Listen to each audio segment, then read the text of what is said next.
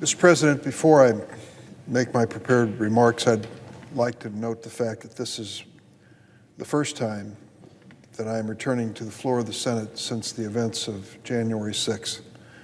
It was in the early morning hours of January 7th that we concluded our business and left this chamber to return to our homes for the interim period. We left knowing something terrible had happened in this building on January 6th, but we didn't know the extent of it. As members of the Senate, we were largely protected from this terrorist insurrection which took place in this building. It was about 2:15 p.m. on that afternoon of January 6th when Vice President Pence was presiding over the Senate and most of us were in our seats, that there was a commotion at the chair and the Secret Service came in and literally pulled the Vice President away from that podium and took him out the door. We weren't sure what was happening. It all unfolded quickly. There was an effort to make a quorum call to determine which senators were on the floor. It was interrupted when a representative of the Capitol Police stood where the presiding officer is now seated and instructed us to stay in this room, in this chamber, in the Senate, in our chairs. The staff people and surrounding offices were going to line the walls. This was going to be a safe place, a refuge for whatever was going on.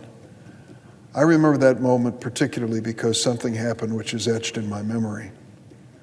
Two plainclothes officers came down into the well of the Senate and stood there, just a few feet from where I'm standing. One of them had an automatic weapon around his neck. I couldn't imagine what was going on, where in the United States Senate chamber, it was necessary to have that kind of firepower. We stayed here for a few minutes and then we were told leave and leave quickly. We filed out the doors and down the steps and walked across through the tunnel to the Hart building where members of the Senate were safely protected. And that's one of the reasons I wanted to say a word this afternoon, this morning, was the Capitol Police throughout this were heroic. They were overwhelmed by this massive insurrectionist mob. The Capitol Police, as well as the others who joined them, the DC Metropolitan Police, and other law enforcement agencies, which I don't know the names of as I stand here, but I want to thank them all for literally risking their lives for me, for members of the Senate, for our staff and visitors. It wasn't until the next day that we learned, many of us learned, that a Capitol policeman had been killed by this mob.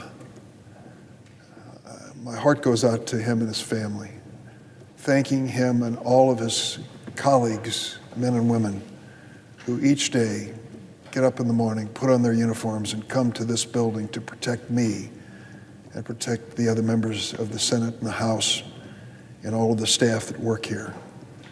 We will never be able to repay them in any words for what they sacrificed and risked on January the 6th. But let us never, never demean what happened that day. It was a terrorist attack, homegrown American terrorist attack. I know we're going to spend some time discussing who provoked that attack. The Republican Majority Leader laid the blame, as he should have, at the feet of the President, who invited this group to Washington and then urged them to come march on Capitol Hill. I know we'll go into this matter with more detail at a later point. But the fact of the matter is we endured a great travesty, a great violation of our republic on that day. To think that in this building that we value so much, so many people came in hell-bent on death, kidnapping, and destroying this great chamber and the building around it. It is inconceivable that this happened in America. And we have to come to grips with it in honest, truthful terms and not say, oh, that was yesterday's newspaper, we have to move on. But there's good news in light of the bad news that I've just recounted. The good news is by this time tomorrow, we will have a new president and a new vice president of the United States. As we begin a new Congress and prepare to welcome President Biden and Vice President Harris, I find myself thinking of the words of a 13th century Persian poet, Rumi. He wrote, "Out beyond the ideas of wrongdoing and right doing, there is a field. I'll meet you there."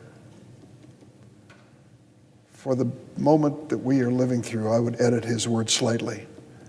I would say, out beyond the ideas of right versus left, out beyond the rigid confines of our current polarized politics, there is a field of common good and common purpose. I hope we will all find the courage to meet there, to work together in that place. At another moment of dangerous division in America, Abraham Lincoln prayed that, quote, the better angels of our nature would help us to rediscover our common bond and pull back from the brink of a civil war. Today, the Union, preserved through that war, is battered and divided. For the first time since the Civil War, thousands of federal troops stand guard in our nation's capital to protect it from attack by American citizens. Carpenters and other craftspeople are still hard at work repairing the doors and windows and furniture smashed to bits less than 2 weeks ago by the insurrectionist mob. We must be better than this, or we risk losing our democracy. I believe that beyond the killing field of weaponized politics, there is still a field of shared dreams. Which brings me to a specific reason I take the floor of the Senate today.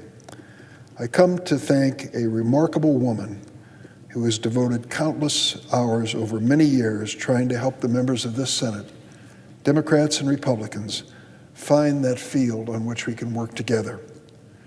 Reema Dodin has been a member of my staff for more than 14 years. She started as a law school intern in my Chicago office. And over the years, she rose through the ranks: legislative assistant, research director, Judiciary Committee staff member, floor counsel, and finally, my deputy chief of staff. For years, my person on the Senate floor has been this woman, this amazing woman. I am grateful for her service to the Senate, her service to the people of Illinois, and to our nation. But tomorrow, Reema begins a new challenge as Deputy Director of the White House Office of Legislative Affairs.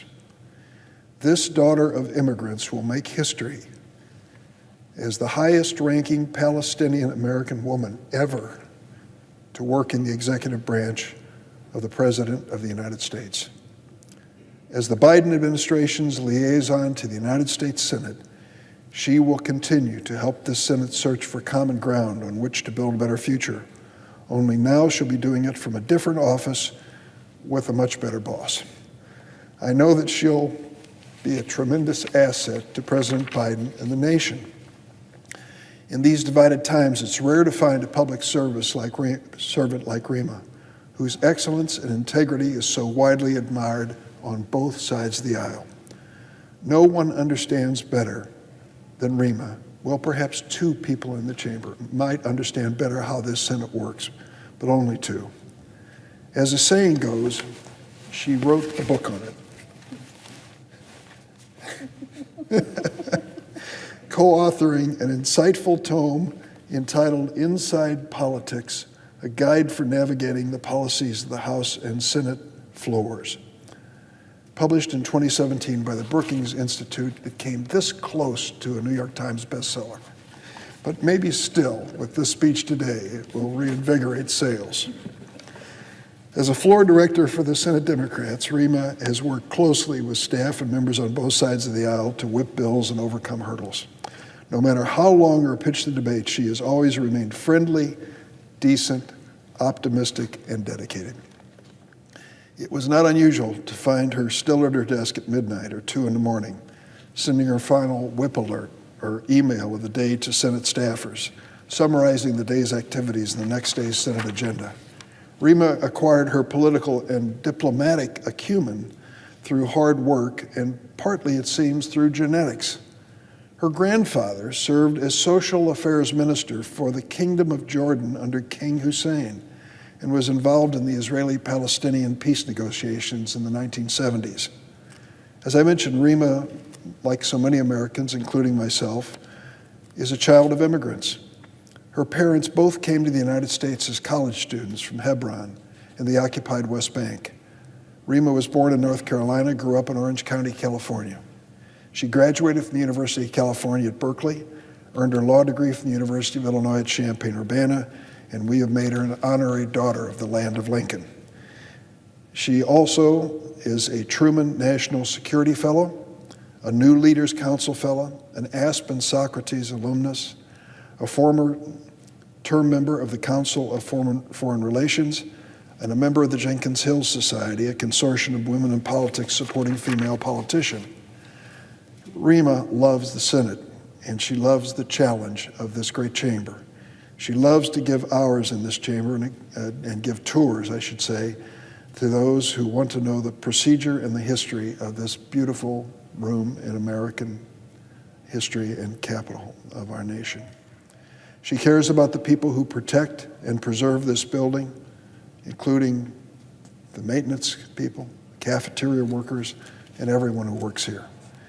Even after so many years of climbing the marble staircase from this Senate floor to my office, she and I remain in awe of those time-worn steps, the colorful Minton tiles that brighten the Senate floors, and the majestic Brumidi frescoes that adorn the walls. During the most recent siege of the Capitol, Reema worried for the safety of senators and their staff, police officers and troops who were defending this building. But she also worried about the priceless paintings, statues, and other historical treasures that have been passed down from one generation to the next as part of our national legacy. Most of all, I know that Reema reveres the Senate as a place where men and women representing all of the people and all of the competing interests of the United States can reason and work together for the common good of our nation. In her personal inscription to her book on the Senate, Reema thanked me for taking a chance on folks with only dreams and no connections. Well, Reema, tomorrow when you join the staff of the President of the United States, Joe Biden, you'll have the best connections in Washington. And I know that you will use whatever opportunity this presents itself in this new assignment to bridge the gaps in America and bring together the people of this country in a better, more caring nation. I will forever be grateful for your many years of brilliant, loyal service, and I wish you the best. Mr. President, I yield the floor.